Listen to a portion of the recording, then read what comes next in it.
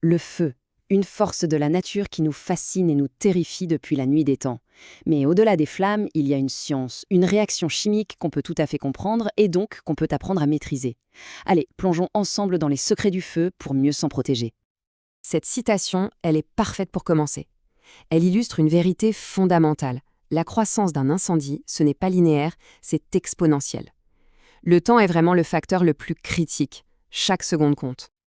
Alors, pour comprendre comment un feu prend vie, comment il grandit, il faut connaître sa recette. Et vous allez voir, cette recette est étonnamment simple. C'est la même pour une petite allumette ou pour un immense incendie de forêt. D'un point de vue scientifique, le feu, ce n'est pas de la magie, c'est un processus chimique tout à fait prévisible. Le mot exothermique a l'air un peu savant, mais en fait ça veut juste dire que la réaction libère de l'énergie sous forme de chaleur et de lumière, ce que nous, on perçoit comme les flammes. Et voilà le concept clé, celui qui va vraiment tout éclairer, le fameux triangle du feu. Pour s'en souvenir, c'est facile, on peut imaginer un tabouret à 3 pieds. Il faut absolument les 3 pieds en même temps pour qu'il tienne debout. Si on en enlève un seul, eh bien tout s'écroule, il n'y a plus de feu. C'est aussi simple que ça. Bon, alors, on va décortiquer un peu ce fameux triangle. Le premier côté, le combustible. En gros, c'est la nourriture du feu, ce qu'il va manger. Ça peut être du bois, de l'huile, du gaz. Le deuxième, le comburant. C'est l'air qu'il respire, tout simplement l'oxygène qui nous entoure. Et enfin, le troisième, l'énergie. C'est l'étincelle de départ, la chaleur qui va tout déclencher. Mettez ces trois-là ensemble et la réaction chimique s'opère.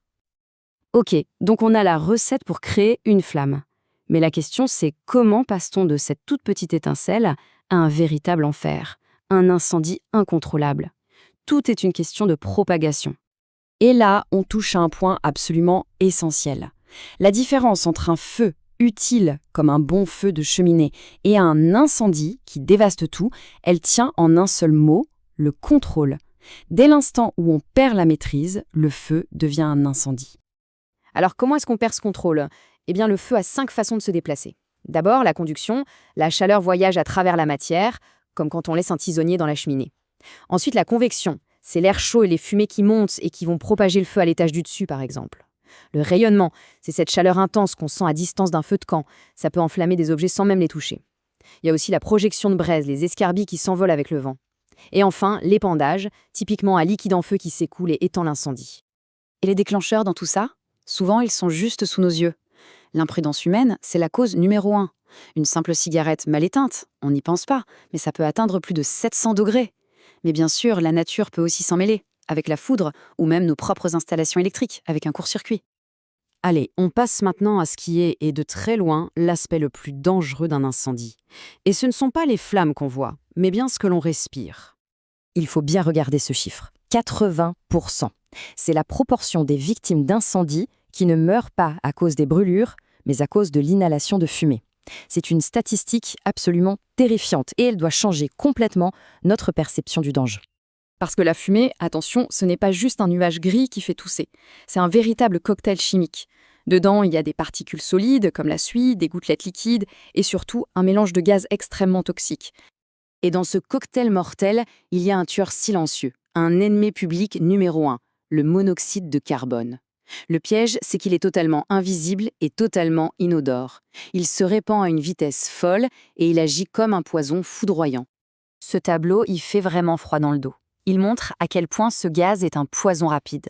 Regardez, une concentration minuscule dans l'air, juste 0,1%, et on parle d'1 heure avant le décès. On passe à 1%, ça tombe à 15 minutes. À 10%, c'est immédiat. Pourquoi ? Parce que le monoxyde de carbone prend la place de l'oxygène dans notre sang. En fait, il nous asphyxie de l'intérieur. Donc pour résumer, la fumée est un ennemi à 5 têtes. Elle est toxique, donc elle empoisonne, elle est opaque, elle aveugle et crée la panique, on ne trouve plus la sortie. Elle est inflammable, elle peut carrément exploser. Elle est chaude, elle brûle les poumons. Et enfin, elle est mobile, elle se propage partout à une vitesse incroyable. Bon, maintenant qu'on a bien compris le feu et ses dangers, voyons comment on le combat.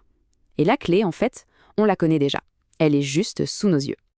Le principe de l'extinction, il est d'une simplicité désarmante. Il faut briser le triangle. Si on arrive à enlever le combustible, l'oxygène ou la chaleur, le feu s'arrête, net. Toute la lutte contre l'incendie repose sur cette seule idée.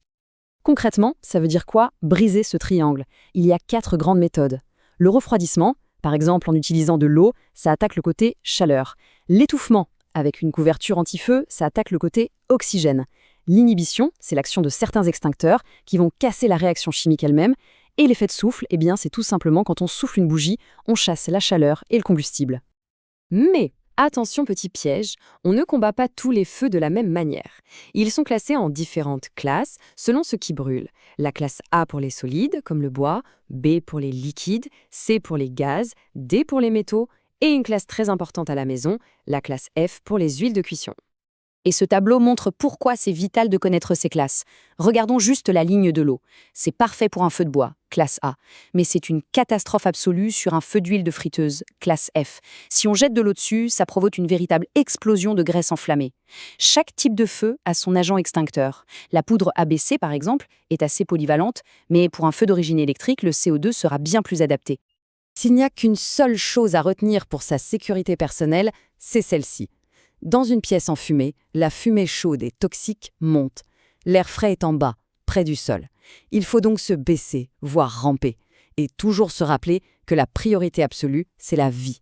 Jamais, au grand jamais, les biens matériels. Au final, on voit bien que la frontière entre la chimie maîtrisée du feu et la catastrophe de l'incendie est très mince. Ce qui fait toute la différence entre les deux, c'est la connaissance et la préparation. Comprendre ces principes de base, c'est déjà avoir la première et la plus puissante des protections.